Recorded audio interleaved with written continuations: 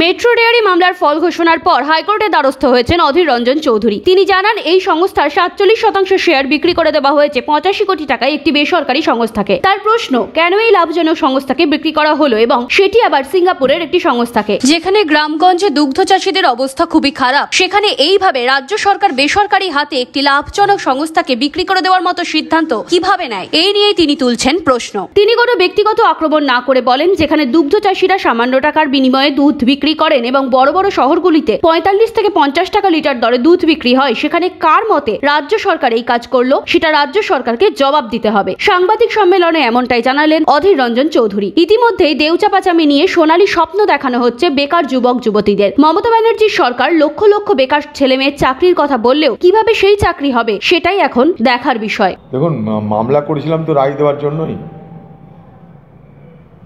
কারণ আমার নিজের ধারণা যে মেট্রো ডেয়ারির শেয়ার বিক্রি নিয়ে একটা বড় দুর্নীতি হয়েছে।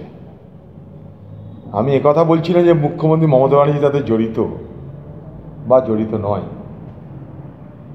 কোনো ব্যক্তির বিরুদ্ধে আমার কোনো অভিযোগ নেই, কিন্তু সমস্ত প্রক্রিয়াটা যেভাবে হয়েছে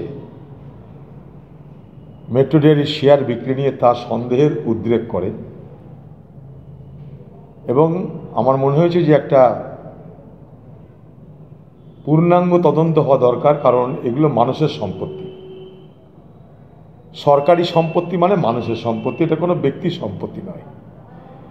তাই মানুষের যা সম্পত্তি, মানুষের যা সম্পদ, সেগুলো নিয়ে যদি কোনো দুর্নীতি হয়, তাহলে একজন জনপ্রতিনিধি হিসাবে আমার নজরে বা আমার জ্ঞাতসারে এলে সেই ব্যাপারে বিরোধিতা করা এবং যথাযোগ্য ব্যবস্থা গ্রহণ করার চেষ্টা করা। আমি সেই কারণেই মহামান্য হাইকোর্টের দ্বারস্থ হয়েছিলাম। আমি নিজে এফিডেভিটও করেছিলাম যে মেট্রো ডেয়ারি সরকারি সংস্থা 91 সালে পশ্চিমবঙ্গ সরকারের federation, national dairy development board NDDB এবং ক্যাভেন্টার্স, একটা প্রাইভেট অর্গানাইজেশন, এই তিনজনে মিলে এটা গঠিত হয়েছিল। তাতে রাজ্য সরকারের শেয়ার ছিল 47%, NDDBর শেয়ার ছিল 10%, আর ক্যাভেন্টারের শেয়ার ছিল 43%। 43% শেয়ারের যিনি মালিক, ক্যাভেন্টার কোম্পানি, তারা NDDBর কাছ থেকে, অর্থাৎ কেন্দ্রীয় সংস্থা ন্যাশনাল ডেয়ারি ডেভেলপমেন্ট বোর্ড, সেই ন্যাশনাল ডেয়ারি ডেভেলপমেন্ট বোর্ডের কাছ থেকে 10% শেয়ার তারা কিনে নিল। কিনে নিয়ে তাদের শেয়ারের পরিমাণ করে দিল 53%। ভালো কথা, কোনো বেসরকারি সংস্থা করতেই পারে, আমার কোনো আপত্তি নাই। যেখানে রাজ্য সরকারের রোজগার হচ্ছিল, সেই লাভে চলা সংস্থাটাকে কেন বিক্রি করে দেওয়া হলো, এটা প্রথম প্রশ্ন। দ্বিতীয়, এই লাভে চলা সংস্থাটার পরিচালনা করার ক্ষেত্রে রাজ্য সরকারের যে উল্লেখযোগ্য ভূমিকা পালন করা উচিত ছিল, সেটা না করে রাজ্য সরকার 47% শেয়ার বিক্রি করে দিল মাত্র 85 কোটি টাকায়।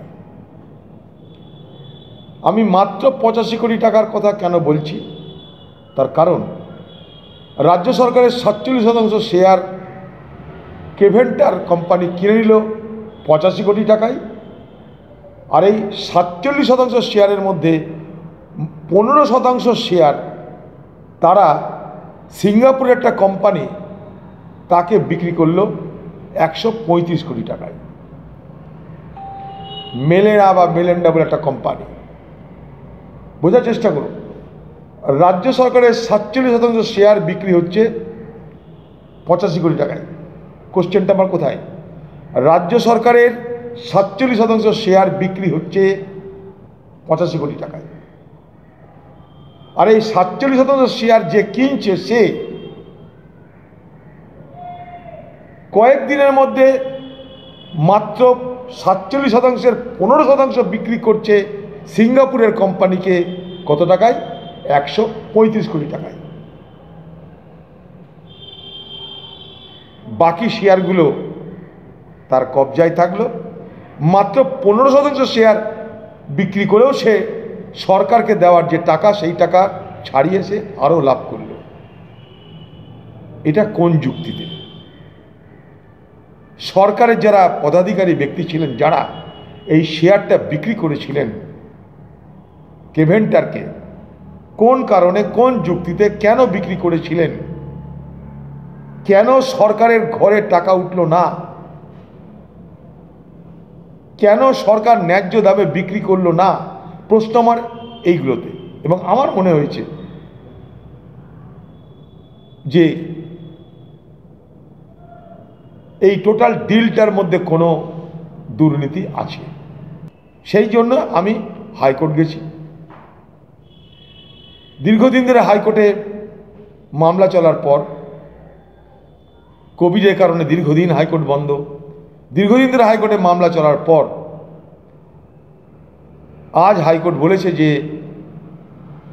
সিবিআই এবং যে কোম্পানি কিনেছে কেভেন্টার, তাদের কাছে এফিডেভিট চেয়েছে। সিবিআইকে বলে যে আপনারা যদি রাজি থাকেন তাহলে জানাবেন। আমি চাই এটার নিরপেক্ষ একটা তদন্ত হোক এবং প্রকৃত সত্যটা উদ্ঘাটিত হোক। আমার প্রচণ্ড সন্দেহ আছে